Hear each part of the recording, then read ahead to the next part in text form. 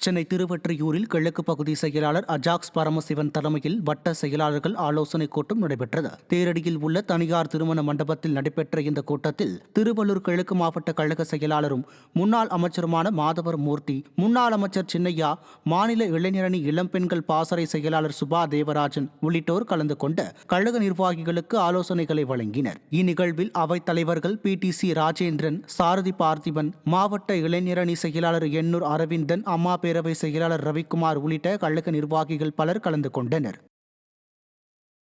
திருச்சி மாவட்டம் தொட்டியம் கடைவீதியில் அதிமுக ஆட்சியின் சாதனை விளக்க பிரசுரங்கள் வழங்கும் நிகழ்ச்சி நடைபெற்றது.